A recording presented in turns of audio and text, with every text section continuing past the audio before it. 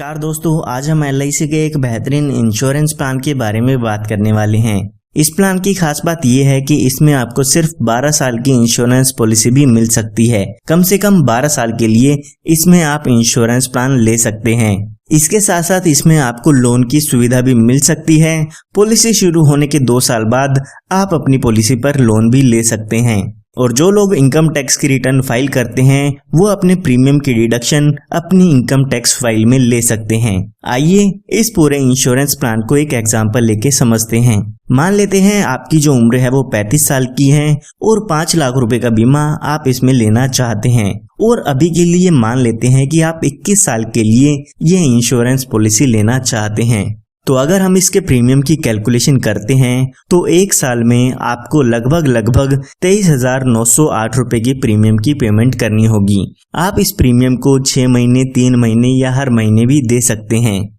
उसकी कैलकुलेशन आप स्क्रीन पर देख सकते हैं। तो यहाँ पर जैसे कि मैंने आपको बताया, अभी आपकी उम्र 35 साल की हो चुकी है। तो यहाँ पर आने वाले 21 सालों के लिए आपको आपकी पॉलिसी में प्रीमियम की पेमेंट करनी होगी। क्योंकि हमने पॉलिसी की टर्म 21 साल ली है, इसीलिए हमें 21 साल पॉलिसी का प्रीमियम पे करना होगा। अगर आप 16 साल की पॉलिसी टर्म लेते हैं तो उसमें आपको 16 साल प्रीमियम की पेमेंट करनी होगी। तो यहाँ पर जब आपके पूरे 21 साल पॉलिसी के हो जाते हैं तो उस समय यहाँ पर आपकी पॉलिसी की मैच्योरिटी हो जाती है, यानी कि जो आपका इंश्योरेंस है वो यहाँ पर खत्म हो जाता है।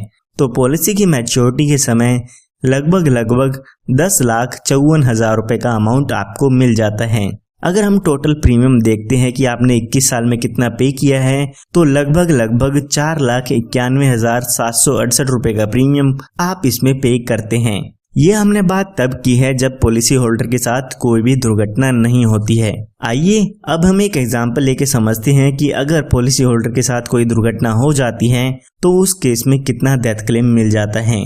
तो पॉलिसी शुरू होने के बाद पॉलिसी की मैच्योरिटी होने तक जब भी पॉलिसी होल्डर की डेथ हो जाती है तो उसकी फैमिली या नॉमिनी को यहाँ पर डेथ बेनिफिट्स मिलते हैं। डेथ बेनिफिट्स में आपकी पॉलिसी का सम एश्योर्ड, बोनस और फाइनल एडिशनल बोनस मिलता है।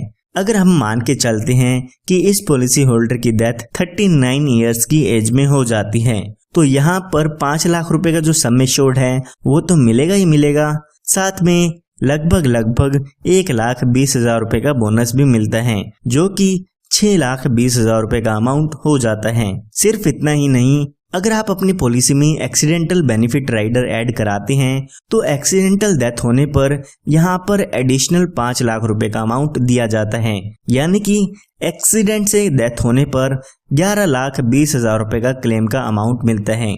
उसके लिए आपको आपकी पॉलिसी में एक्सीडेंटल डेथ बेनिफिट राइडर लेना होगा। इसी तरह से आप और भी राइडर अपनी पॉलिसी में ऐड करा सकते हैं, जैसे कि क्रिटिकल इलनेस राइडर, या अगर आप अपने बच्चे के लिए पॉलिसी लेते हैं तो इसमें आप premium waiver benefit rider add करा सकते हैं, जो कि इस पॉलिसी को और काफी बेहतरीन बना देते हैं। इसी के साथ साथ अगर आपको पैसे की जरूरत होती है तो पॉलिसी शुरू होने के 2 साल बाद आपको इसमें लोन की सुविधा मिल जाती है। आप अपनी पॉलिसी पर लोन ले सकते हैं और उससे आपकी पॉलिसी भी चलती रहेगी। तो अगर आप इस पॉलिसी को लेना चाहते हैं या इसके बारे में और भी जानना चाहते हैं तो दिए हुए नंबर पर आप संपर्क कर सकते हैं। धन्यवाद।